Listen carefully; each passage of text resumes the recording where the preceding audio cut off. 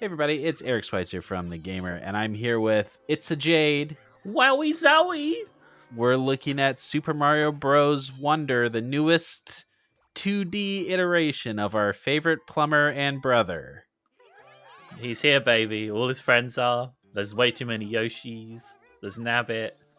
Can There's the there Flower be too Kingdom. many Yoshis?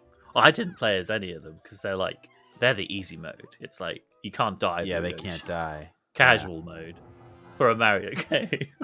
Yeah. American mode? Yeah, American mode. All right, let's get into it. Is it everything we love about Mario?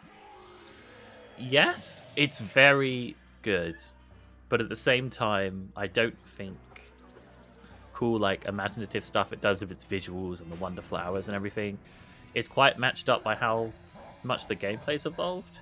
This is a 2D Mario game, gimmicks notwithstanding. You're gonna get your overworld, you're gonna get your Bowsers, you're gonna get your Piranha Plants, you're gonna jump on stuff and it's gonna die, stuff like that. It's very magical, wonderful, and Nintendo-y, but I came away from it thinking, this could have been more, given like what it's supposed to be, like a new start for 2D Mario games. Can you backshot shell jump? I don't know what that is. So you're not even a real Mario player. It's hard. I think it must be very hard to keep making Mario feel new. And I think No, that's it. It's clear that the Wonder Flower mechanic is supposed to be the hook here. So let's talk about that a little bit. Is there one in every level? Yes, aside from these small miniature levels, which are kind of like, they refer to them as take a break stages. So it might be like a race or killing a certain amount of enemies. Those So won't here's have a Wonder Flower now. Yeah, these are in every level, and they essentially transform a good third of the level into a cool set piece. Like this one, you're riding on some bulls, and everything's going a bit crazy. The objective in each level is essentially to collect 3 of the purple coins, find the Wonder Flower, and get to the end. Like, that's kind of what it is. It's a 2D Mario game, but the Wonder Flowers are very cool because they're visually distinct. They often introduce new gameplay mechanics, and they're unpredictable. Like, you can never really guess what's going to happen until you like replay the levels and do it again. Like, going into this, I kind of expected it to transform more of the game, but it still does some like quite amazing and entertaining stuff. Nintendo was very particular about which Wonder Flowers we could show. So even some of the levels we're going to look at, I had to cut away before you see the Wonder Flower. Yeah. Blame Nintendo. I want to show you more. They want that to be like a big surprise in each level, which is cool. Understandably so. The first totally. time. Yeah. But yeah, it's cool the first time, but once you see it, it's like, oh, okay, so this is what this does. And you kind of develop favorites if you're going back into levels to find collectibles. Oh, yeah. The elephant. The elephant's fantastic and is kind of the main big power-up in the game. And it's used more sparingly than I expected, I think, given how much it's been in the marketing and stuff. I'd say less than maybe like 40% of the levels have elephant stuff in it. But okay, I think that makes it more special when it does show up. It's like, oh, I'm an elephant now, and I can spray water and smash things up and jump higher and so on. It's a very cute feature, but at the same time, I think it leans into, I almost wish they did more with it. I'd love to be other animals or have other power-ups, aren't just fire flowers or bubbles. But it's just so charming. Like, the way they do the animations, like him squeezing out the pipe there. There's just an absurd amount of character in this game. In like every facet of everything it does. Are we going to cut away from this Wonder Flower? Are they letting us show No, we get to see this one. This one is great. I think this is the pipe one, and it's just utterly absurd. Look at him go. Yeah, I love that.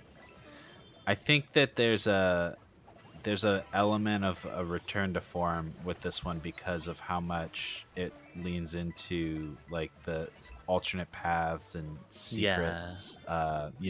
Skipping around on the map, like Super Mario World. Did you find a lot of that? Was that like challenging in an interesting way? I wouldn't say challenging. I'd say it's unexpected Hmm. because within each level, you have 3 purple coins to find, a Wonder Seed, and maybe another Wonder Seed connected to the Wonder Flower. But aside from that, and like a few small secrets, there isn't a huge amount of like off the path discovery that I could find. There Mm. might be some cool like iconic secret path, like secret paths being recreated. The fans will find once the game comes out. But I'd say a lot of the exploration more extends to like the overworld than it does say within the levels themselves, because it's more akin to, I'd say, Super Mario 3D World, where you have like your 6 main worlds, and then there's something called the Petal Isles, which is essentially like a smaller biome you can wander around, jump around in, find a few secrets and like hidden pipes that lead to extra levels and stuff like that.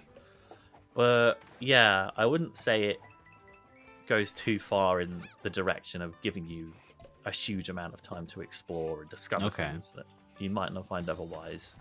I think a lot of it's spectacle and a lot of the surprises are front loaded and made very obvious so you don't miss them, like the Wonder Flowers, for example, and stuff Hmm. like that. That's something almost I wish it did more. I'd love for this to like pull some of the stuff like Galaxy or Odyssey does, where entire parts of the game could be hidden away and then they jump in as a surprise. Obviously, we can't talk a huge amount of spoilers because Nintendo, but Yeah. yeah, I'd say, despite what like the visuals might suggest with this being like quite zany and experimental, that doesn't necessarily apply to some of the gameplay mechanics and exploration. Okay. Fair enough. I do. I definitely see what you're talking about with the personality, and I really love the way that these enemies and all the enemies we've seen Yeah. have more of a personality, more of an identity to them, in the way these little guys are like aggressive and scared, and you can see Oh, it on he's their spitting. faces. He's Yeah. spitting. No, that's totally it. Like, even the Goombas, who they're like the most iconic Mario enemy aside from the Koopas or Bowser. The way their eyes dart around, or when you approach them, depending on what power up you've got, you'll see them panic or run away or run towards you. It's super adorable. Like, Yeah. I know like the new Super Mario games had like the soundtrack where they dance along to certain bits, but this takes that so much further. It's proper adorable that at times I felt bad about killing things because I'm like, oh, you're just a cool little dude, like just doing your thing. I'm gonna jump over you and keep going because you did nothing wrong. Like, And the music is just real good. oh, the music is incredible. Like, you probably heard some earlier in this video. There's like some Yeah. a cappella stuff going on, and that extends into the Wonder stages. And I can't talk about specific levels, but this game is driven by rhythm more than Yeah, it's almost any like Mario game I can Rayman. think of. Yeah, it's very Rayman Legends. Like, every time one of the characters jumps, it's like a different chord on a guitar or a string being pulled.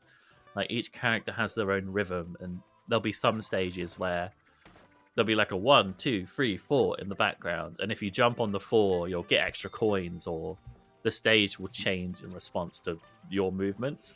Yeah. There's like a musicality to it all that is, so it's not present in every stage, but it almost feels like it is. It's kind of wonderful. And I don't think we could show, but somebody released the level of all the piranha plants singing. Yes. Oh, that shows one up a is few times. super charming. There's one towards the end of the game that I won't ruin here because I'll get told off. But also, I want people to discover it for themselves. But it made me go, there's a lot of moments in this game where something happens, you're like, oh, that's really cool. Or, oh, wow, that's like such a cute and clever idea. Like, Mm-hmm. there's one enemy which is like a kernel of popcorn, and it will go towards fire and then just pop into a piece of popcorn. And I'm like, oh, that's so like creative. And sometimes those moments can be few and far between, but in terms of like gameplay mechanics and stuff like that. But like the Wonder Flowers seem to have given Nintendo an opportunity to go, 2D Mario games are often quite formulaic and follow the same beats, but with this we can just go absolutely wild with like stuff we've never done before, and they really do. And there's some wonder flowers in this where like they could be foundations for entire games if they wanted to flesh them out, which is really exciting. But also at the same time, maybe the foundations aren't shifted quite enough. But as you said earlier, like how much can you change up 2D Mario until people start complaining or they get really weird about it? Because even this, people were like, "Oh, they look all painterly and too expressive. I don't know. Bring back my old Mario." But like, I love that. That's my favorite thing about this one. it's amazing. Like even Luigi bouncing here, like you'll see his hat slightly leave his head when he does a high jump or when he throws something or almost falls. Yeah. Like his body reacts in a certain way. They put so much love into this. It looks incredible. I love these little guys that shoot their beaks that turn into platforms. Even they're too. dancing. Yeah. Did you get to play much multiplayer? Yes, I played a lot with my mum. She didn't sign an Nice. embargo, so don't tell anyone. Don't tell.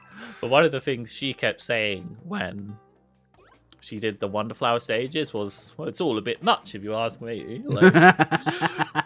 Like a proper boomer Real playing stiff Mario. upper lip. It's like, well, this ain't your dad's Mario, is it, son? Like, and stuff like that. But no, they enjoyed it.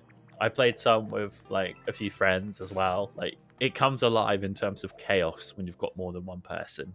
Thankfully, unlike the 2D Marios we've had in the past 10 years or so, you can't jump on each other's heads anymore.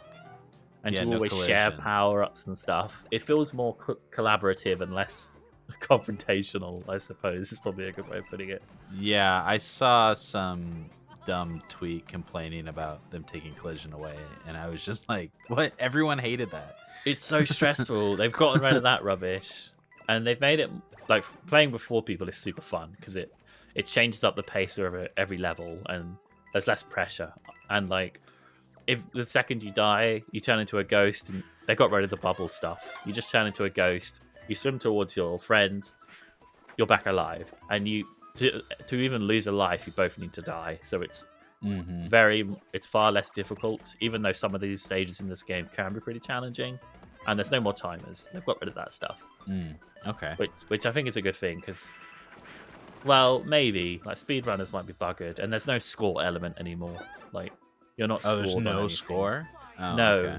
you're rated fantastic and stuff, but from what I could see, you're not scored on anything. Which that's so interesting because you get the good, excellent, amazing when you combo enemies, and you would think that would mean something. it doesn't. I think it's just to make you feel good. It doesn't mean anything, or maybe it gives you more coins or something. But the coin, you get so many coins, they're kind of negligible anyway until the end when you're like grinding for badges. This is going to be such an amazing style if we ever get another Mario Maker. Oh yeah, I kind of want them to make Wonder 2 already, because there's a lot of ideas in here that have been established, but they could be explored so much more. Like, yeah, I can totally see it. It feels like the kind of game where the sequel is gonna like be an all-time, like blow the doors. Yeah, that's how it feels to me. Because I'm like, okay, they've done some really amazing stuff here, but they could take it further, and they should take it further. Keep Miyamoto out of the room.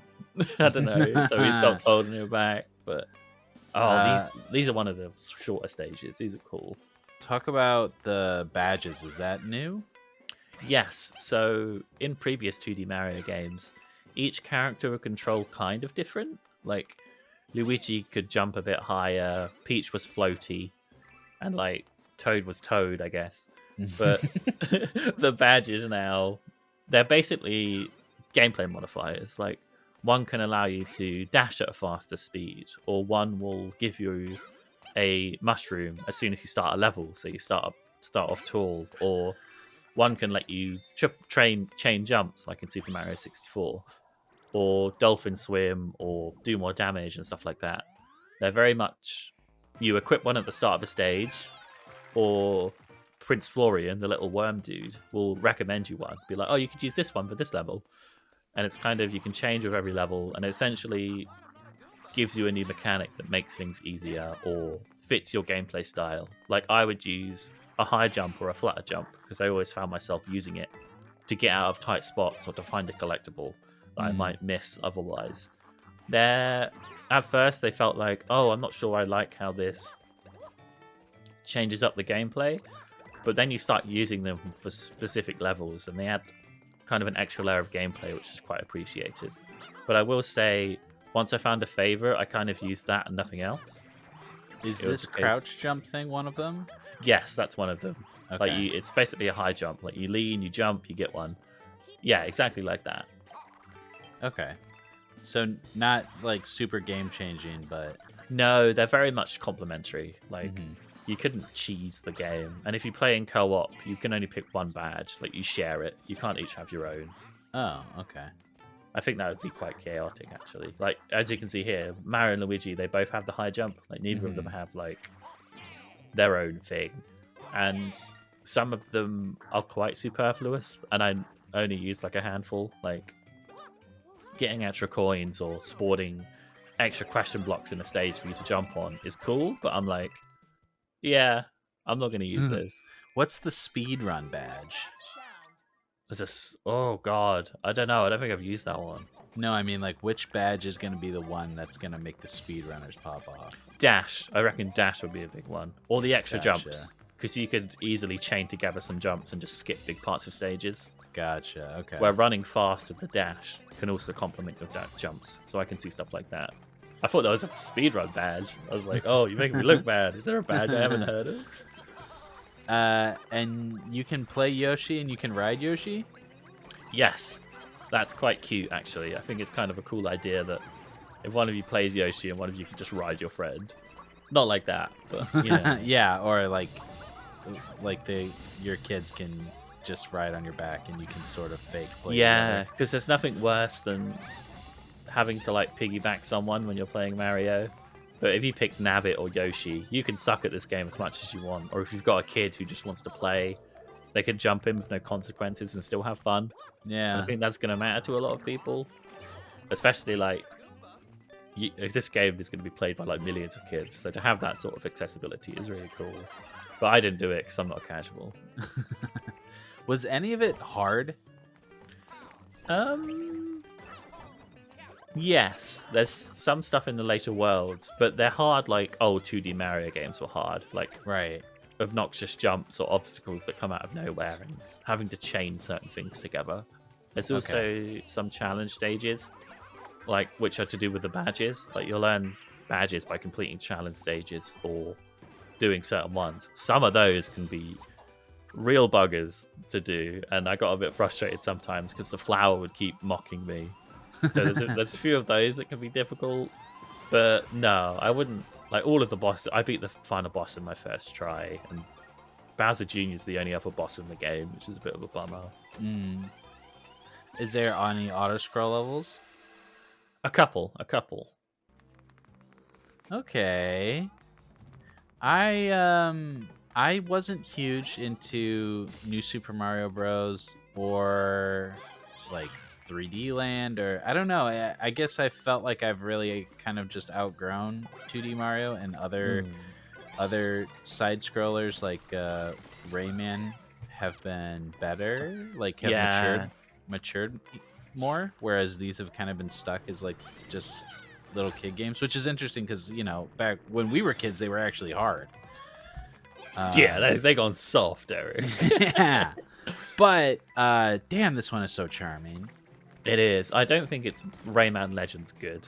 Like What is? Yeah, like, that game's incredible. Like, but it's getting there. Like this is like the new coat of paint the 2D Mario needed, and I'm so glad they did it.